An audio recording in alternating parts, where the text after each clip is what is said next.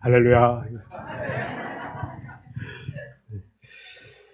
제가 지금까지 들어본 찬양 중에 우리 여전도의 헌신 예배 찬양만큼 아름다운 찬양을 들어보지 못한 것 같습니다. 세상에서 가장 아름다운 찬양인 줄 믿습니다. 제가 뒤에서 이렇게 수건으로 이렇게 눈물을 닦고 있었어요. 너무 감동했어요. 제가 앉아있으면서 감회가 새롭더라고요.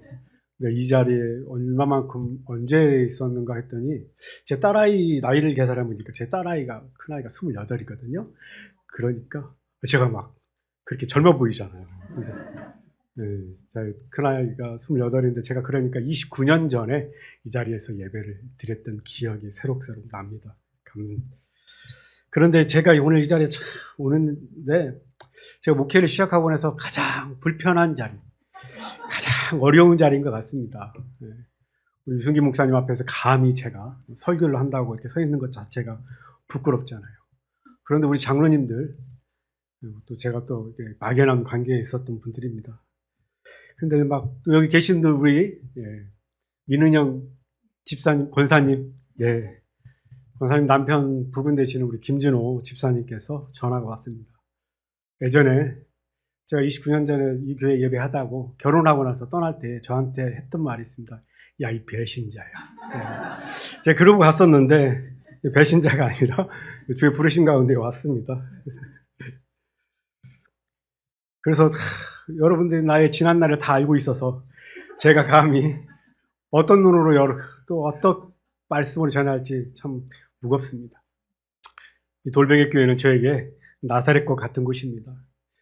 그래서 더 겸손해질 수밖에 없고 제 자신을 더 돌아볼 수밖에 없는 그런 곳입니다. 하지만 부족한 사람이지만 순종하는 마음으로 단위에 섰습니다.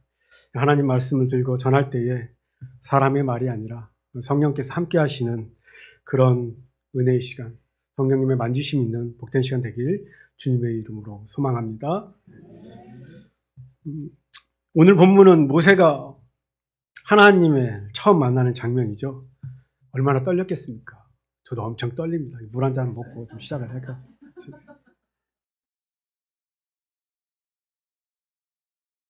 손도 떨리네.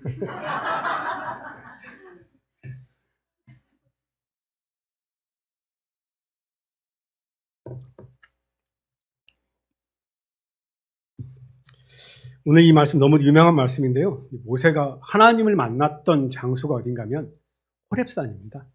이 호렙산에도 의미가 있습니다. 바로 가시덤불 많은 산, 그런 의미를 가지고 있습니다. 이 산이 또 나중에는 어떤 산으로 불리는가 하면 신의 산으로 불리죠. 그러니까 호렙산과 신의 산은 같은 산입니다. 이 산은 어떤 산이겠습니까? 모세가 하나님을 처음 만난 산이죠. 그리고 모세가 나중에 하나님의 율법 10계명을 받았던 거룩한 산입니다. 그런데 여러분, 모세에게 처음부터 이 호렙산이 거룩한 산이었겠습니까? 그러지는 않았어요. 모세에게는 그저 평범한 광야에 있던 하나한 산자락에 불과했습니다. 양을 치고 있는 그냥 일상의 작은 공간, 그런 평범했던 공간이었다라고 하는 것들이죠. 그런데 그 평범한 자리에서 모세가 양을 치다가 하나님을 만났습니다. 그리고 하나님께서 모세를 부르시면서 그 자리를 가리켜서 5절에서 이렇게 말씀하십니다. 내가 선 곳은 거룩한 땅이니 내 발에서 신을 벗으라. 모세는 그 하나님의 말씀을 들으면서 이런 생각을 했을 것입니다. 아니, 이 목초지가 무슨 거룩한 땅이라고 늘 있던 자리인데. 그런데 하나님께서 말씀하십니다. 그 땅은 거룩한 땅이라. 왜 그 땅이 거룩한 땅이 되었겠습니까? 그곳에 하나님이 계셨기 때문에 그렇습니다.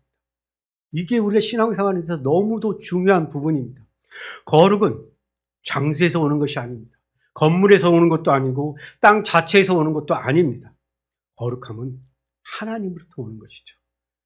하나님의 음성이 들리고 하나님의 임재가 느껴지고 그래서 하나님과 인격적인 관계가 형성되고 그렇게 하나님을 만날 수 있는 것, 그것이 바로 거룩한 땅입니다. 그렇다면 오늘 우리에게 거룩한 땅은 어디일까요? 오늘 이 시간 우리가 함께 드리는 바로 이 자리 아닐까요?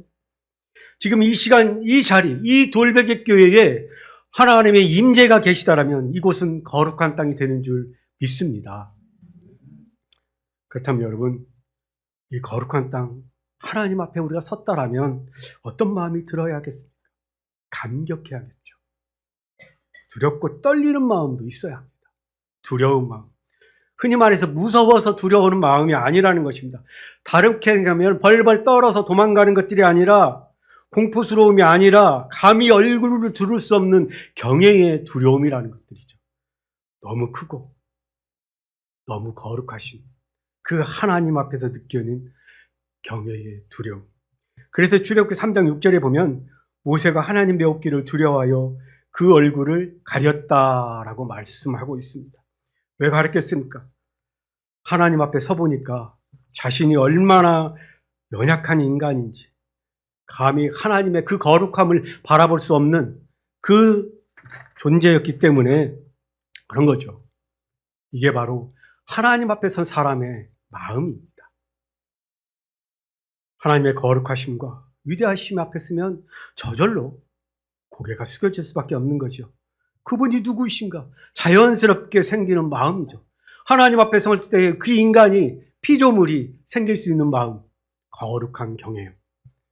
사실 이 반응은 모세만의 이야기는 아닙니다.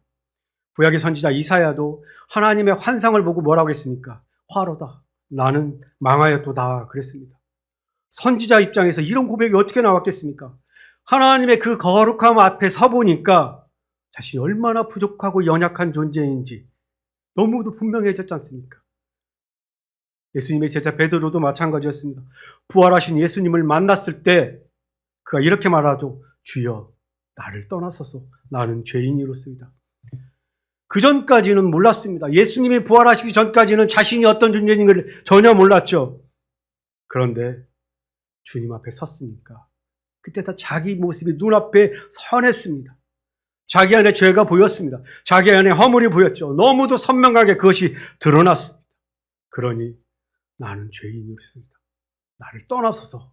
이렇게 고백하였던 것이죠. 모세, 이사야, 베드로, 이 세 사람의 공통점이 무엇입니까? 하나님의 거룩하심 앞에서 자기의 모든 것이 무너져 내렸다는 것이죠. 그저 엎드릴 수밖에 없었다는 것입니다. 여러분, 죄인인 인간이 하나님의 거룩하심 앞에 선다는 것은 어떤 의미겠습니까? 하나님의 크고 높고 위대하신 분을 인정하는 것이죠. 동시에 내가 얼마나 작고 연약한지 깨닫고 겸손하여지는 것입니다. 내 생각, 내 의지, 내 지식, 내 권력 다 내려놓고 하나님 앞에 조용히 엎드리는 것입니다. 그 순간이 바로 진짜 예배고 그 순간이 거룩한 하나님의 임재 앞에 선 성도의 모습인 줄 믿습니다. 여러분, 우리도 신앙생활하면서 이렇게 두렵고 떨렸던 그런 시간들이 있었지 않습니까?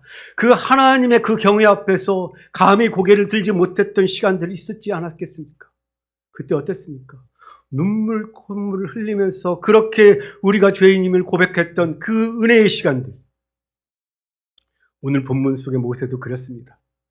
거룩한 땅에서 하나님의 임재 앞에 서니까 두려웠습니다. 떨렸죠. 그 떨리는 모세에게 하나님께서 요구하신 것이 있습니다. 신을 벗으라. 여기서 신을 벗는다는 것은 단순히 신발을 벗는다는 어떤 그런 행위만을 말하는 것은 아니죠. 자신의 삶의 주권을 내려놓는 것입니다. 그리고 하나님의 통치하심을 인정하는 것이죠. 그러면서 이 가시덤불 호렙산에서 신을 벗는다는 것은 편안한 길을 선택한다는 것이 아닙니다. 가시밭길 위에 내가 서겠습니다. 그 결단에 선택한다는 것이죠.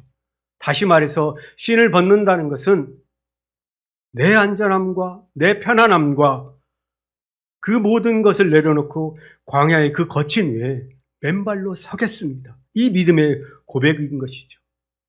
그런 결단과 고백 속에서 모세가 신을 벗었습니다. 그리고 하나님 앞에 섰습니다. 바로 그 순간부터 여러분 모세의 인생이 달라지기 시작했습니다. 이전까지 모세는 자기 힘과 자기 능력으로 살아보려고 했던 인생이었습니다. 그렇게 인생을 달려왔던 사람이었습니다. 그런데 신을 벗는 순간부터 하나님께서 그의 인생을 이끌어가기 시작하신 것이죠. 여러분 한번 생각해 보십시오. 모세, 예전에는 정말 자기 힘으로 이스라엘 백성들을 노예로부터 해방시키려고 얼마나 노력했겠습니까? 하지만 결과는 어떻게 나왔습니까? 실패였습니다. 왕자의 자리에서 쫓겼고 그렇게 내려와 광야로 나갔고 광야에서 양치는 목자가 되었습니다. 그러면서 스스로를 향해서 이렇게 고백했을지도 모르겠습니다. 나는 끝났다. 나는 실패했다. 그리고 그렇게 무기력하게 살아가는 인생이 되고 말았죠. 자포자기했겠습니다. 광야에서 양을 치는 그 하루하루를 살면서 어쩌면 버티는 인생을 살았을지도 모르겠습니다. 그렇게 백발이 되었고 그렇게 아무런 힘과 능력도 다 잃어버린 그 모세에게 하나님께서 찾아오셨습니다. 그러면서 말씀하시죠. 모세야, 이제는 내 길이 아니다. 내가 보여주는 그 길을 가라. 하나님의 음성이 들었습니다. 하나님께서 제시하는 길을 들었습니다. 인생이 달라지기 시작하는 것이죠. 그 순간부터 모세는 실패한 인생이 아닙니다. 하나님께 사명을 받은 인생으로 바뀌었습니다. 절망하는 인생이 아니었습니다. 소망의 인생으로 바뀌었던 것이죠. 여러분, 하나님께서 우리를 부르실 때에, 우리가 헌신한다고 응답하실 때에 도대체 그러면 우리가 어떤 자리에서 또 무엇부터 해야 하겠습니까? 바로 나를 내려놓는 것부터입니다. 나를 포기하지 않으면 하나님의 방식으로 갈 수가 없습니다. 내 꿈에 붙들려 있고 내가 갈 계획이 있다라면 그 안에 하나님께서 계획하신 그 섭리가 들어올 공간이 없다라는 것입니다. 우리가 자신을 비울 때 그 빈자리를 성령님께서 채워가실 것입니다. 오늘 헌신을 다짐하는 우리 어전도 위에 이 성령님의 채우심의 역사가 일어나시길 간절히 소망합니다. 여러분, 하나님께서 우리를 새롭게 정비하신다라고 해서 갑자기 우리에게 없는 능력이 막 나타나겠습니까? 멍청했던 머리가 막 지혜가 막 뚝뚝뚝 생기겠습니까? 제가 압니다. 제 머릿속에 그런 지혜가 없었습니다. 말주변도 없었고 능력도 없었습니다. 무언가 대단해서가 아닙니다. 그 순간부터 하나님께서 우리를 통해서 일하시기 시작하기 때문에 그렇죠.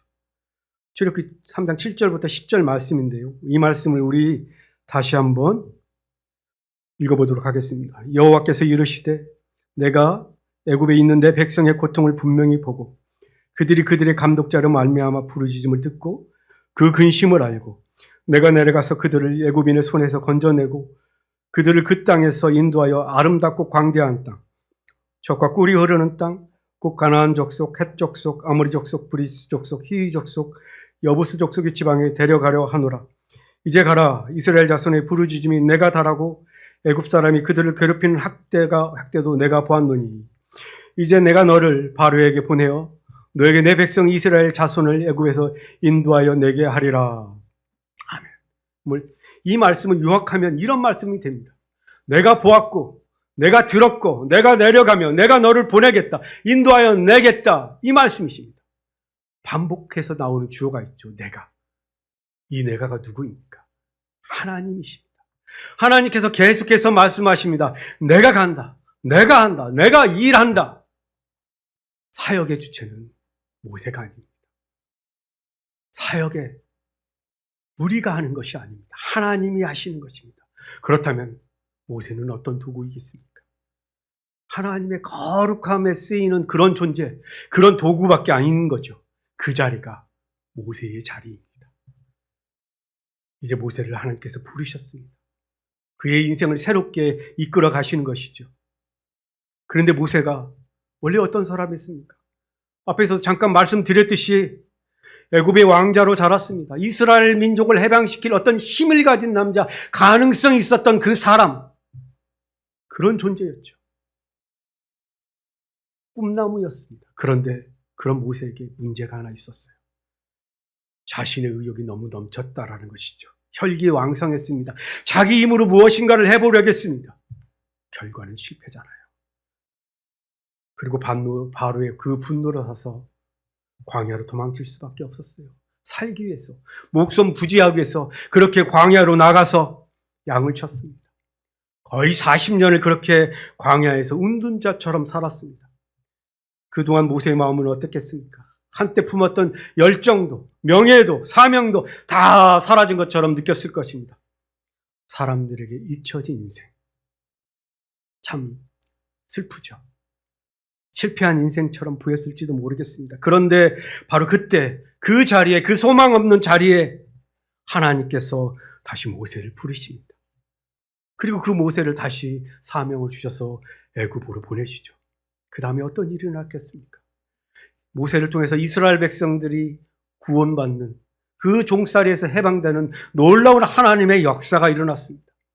눈물로 부르짖던 민족들이 자유를 얻게 되었습니다. 구원의 기쁨을 맛보게 되었던 것이죠. 여러분, 이 모든 시작이 어디에서부터 된 것입니까? 바로 한 사람의 순종, 모세의 순종.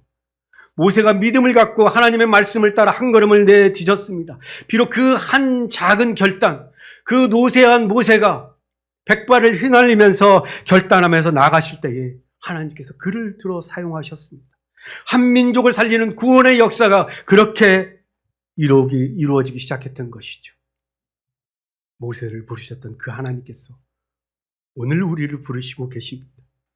그리고 우리에게도 똑같이 말씀하십니다. 신을 벗으라. 우리에게는 어떤 신이 있겠습니까? 우리가 벗어야 할 신은 무엇일까요? 우리들 가지고 있던 그 능력, 우리들이 쌓았던 지식, 자존심, 계획, 경험, 자신감, 이런 것들 다 내려놓으라는 것입니다. 이것들 신발과 같이 여기지 말고 다 벗으라는 것이죠. 왜냐하면 그래야만 우리가 진짜 하나님을 만날 수 있기 때문입니다. 그 순간이 되어야 하나님의 사명을 감당할 수 있기 때문이죠. 그런데 우리는 종종 하나님의 일을 한다고 하면서 아직 신발을 벗은 채 않은데 사명을 감당하려고 하는 때가 있잖아요. 나 자신을 내려놓지 않으면 하나님께서 우리를 온전히 사용하기가 어렵습니다. 그렇다면 우리의 신은 누가 벗겨주셔야 할까요? 그 누구도 대신해 줄 수 없습니다. 내 자신이 결단하고 내 자신 스스로 그것을 벗어야만 합니다. 이것이 바로 하나님께 나아가는 믿음의 사람의 결단의 모습이고 헌신의 모습입니다. 모세도 처음에는 얼마나 두려웠겠습니까? 하나님, 저는 말주변도 없습니다. 하나님, 저는 능력도 없고 영향력도 없습니다. 백발성성한 노인이 다 되었습니다. 거기에다 우리 같은 경우는 한 가지 더 첨부할 것 같습니다. 하나님, 저는 돈도 없습니다. 부양할 가족이 있는데 가장으로서 너무도 무능력합니다. 그런데 그런 우리에게, 그런 모세에게 하나님께서 말씀하십니다. 누가 사람의 입을 지었느냐? 나 여호와가 아니느냐? 모세가 그 말씀 앞에 순종해서 신을 벗습니다. 그러니 그 순간부터 하나님이 일하시기 시작하였습니다. 오늘 우리 시대를 보십시오. 교회는 참 많습니다. 많은 일꾼들이 있습니다. 그런데 정작 하나님 앞에서 신을 벗고 엎드리는 사람은 참으로 적어 보입니다. 사명이 없는 것이 아니죠. 문제는 사명 앞에서 자신을 포기하지 못하기 때문에 그렇습니다. 그러니 여러분, 우리가 신을 벗을 때 하나님이 일하십니다. 우리가 신을 벗을 때 하나님의 거룩하심이 임하십니다. 우리가 신을 벗을 때 비로소 하나님의 사명을 감당할 수 있는 능력을 받게 되는 줄 믿습니다. 오늘 이 예배 자리가 우리 모두에게 거룩한 호렙산 되기를 소망합니다. 하나님의 음성을 듣는 자리, 그 부르심 앞에서 헌신을 다짐하며 무릎 꿇는 자리, 그 자리에서 우리의 신을 벗고 전심으로 하나님의 말씀 앞에 순종하며 엎드릴 수 있기를 바랍니다. 그 결단의 순간 하나님이 일하실 것입니다. 이곳은 거룩한 땅이니 내 발에서 신을 벗으라. 이 하나님의 음성이 우리 모두에게 들려지길 간절히 축원합니다.